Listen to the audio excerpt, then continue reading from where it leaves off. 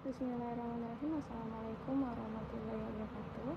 Baik, pada pertemuan kali ini, pada pertemuan language policy pada meeting ke-8, kita akan membahas tentang language planning dengan menitikberatkan pada 3 pertanyaan utama, yaitu why, who, and how language planning is applied. Language planning perlu diterapkan dalam pembelajaran bahasa. Siapa saja pihak yang terlibat dalam proses tersebut, serta bagaimana kebijakan bahasa diimplementasikan dalam praktik pembelajaran di kelas itu. Language planning diperlukan karena bahasa tidak hanya berfungsi sebagai alat komunikasi, tetapi juga membawa nilai budaya, identitas, dan kekuasaan. Dominasi bahasa Inggris dalam dunia bisnis, ilmu pengetahuan, dan pendidikan mendorong berbagai negara untuk membuat keputusan secara sadar mengenai bagaimana bahasa tersebut diajarkan. Meskipun demikian, kebijakan yang tertulis dalam dokumen resmi tidak selalu berjalan sesuai dengan praktik di dalam kelas, karena setiap guru memiliki keyakinan, pengalaman, identitas, dan nilai-nilai yang mempengaruhi cara mereka menerapkan kebijakan tersebut. Perencanaan bahasa yang dilakukan oleh guru selalu dipengaruhi oleh budaya, identitas, keyakinan, dan kekuasaan yang dimiliki. Oleh karena itu, ketika seorang guru memiliki strategi pembelajaran tertentu dalam mengajar, keputusan tersebut didasarkan pada latar belakang pribadi, budaya tempat mengajar, kondisi lingkungan, serta keyakinan profesional yang dimiliki. Selain itu, kondisi nyata dalam kelas juga menjadi pertimbangan penting, karena tidak semua kebijakan dapat diterapkan secara utuh sesuai dengan dokumen yang telah disusun atau yang telah tersedia. Pembahasan selanjutnya berfokus pada teacher belief sebagai salah satu faktor utama dalam language planning. Keyakinan guru dibentuk oleh 3 unsur penting, yaitu personal experience, personal training, dan cultural norms. Pengalaman pribadi, pengalaman pendidikan profesional, serta norma budaya membentuk cara pandang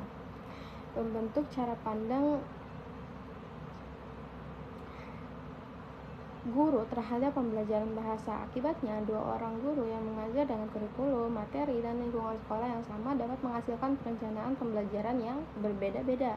Perbedaan tersebut dapat terlihat dari cara guru memandang tujuan pembelajaran bahasa Inggris. Sebagian guru menganggap bahasa Inggris sebagai alat komunikasi, sehingga pembelajaran lebih diarahkan pada kemampuan berkomunikasi secara efektif. Dalam pendekatan ini, ketepatan tata bahasa bukan menjadi satu-satunya ukuran keberhasilan siswa. Sebaliknya, sebagian guru memandang bahasa Inggris sebagai mata pelajaran akademik, sehingga pembelajaran lebih berfokus pada penguasaan tata bahasa dan keterampilan yang diukur melalui ujian. Kedua pendekatan tersebut dipengaruhi oleh pengalaman, latar belakang, pendidikan, serta keyakinan masing-masing guru.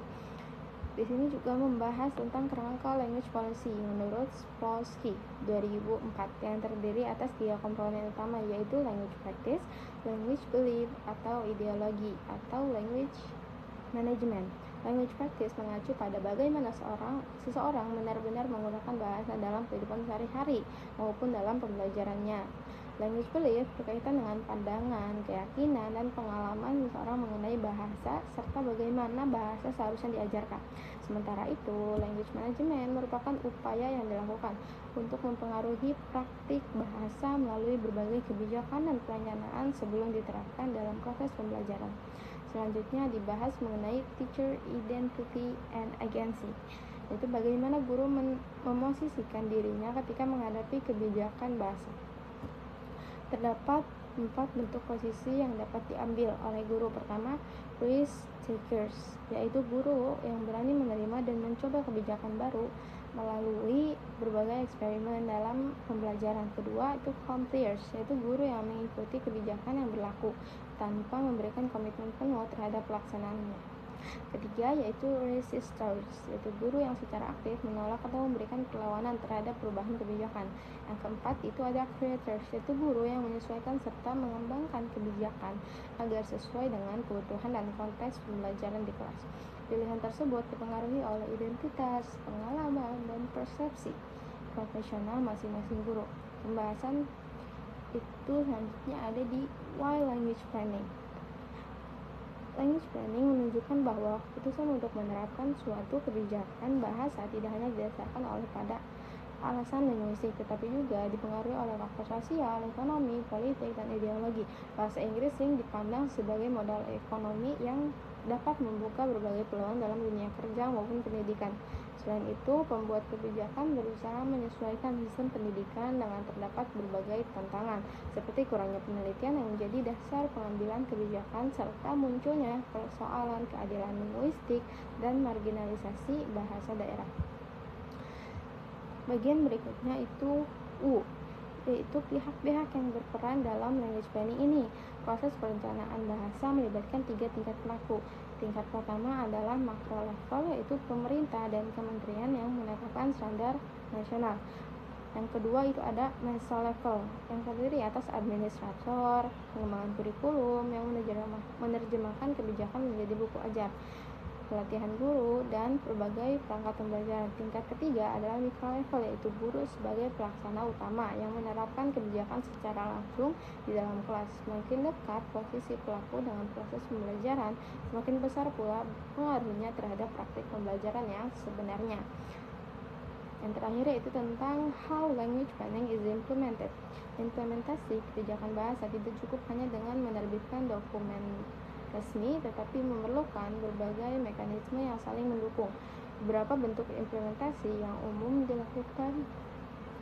umum dilakukan meliputi pengembangan kurikulum nasional, penyelenggaraan asesmen terstandar, pelatihan dan pengembangan profesional guru, atau mungkin bisa berupa penyusunan buku ajar serta supervisi atau inspeksi pembelajaran di kelas. Meskipun demikian, masih terdapat kesenjangan antara kebijakan yang dirancang dengan praktik yang berlangsung di lapangan. Kebijakan seringkali tidak sepenuhnya sesuai dengan kondisi lokal. Guru mungkin tapang mengikuti kebijakan yang berlaku, tetapi juga harus tetap mempertahankan pendekatan mengajarnya sendiri berdasarkan pengalaman profesionalnya. Selain itu, keterbatasan sumber daya, perbedaan latar belakang siswa, serta lapangan masyarakat juga mempengaruhi keberhasilan implementasi language planning. Baik, itu saja yang bisa saya sampaikan. Terima kasih. Assalamualaikum warahmatullahi wabarakatuh.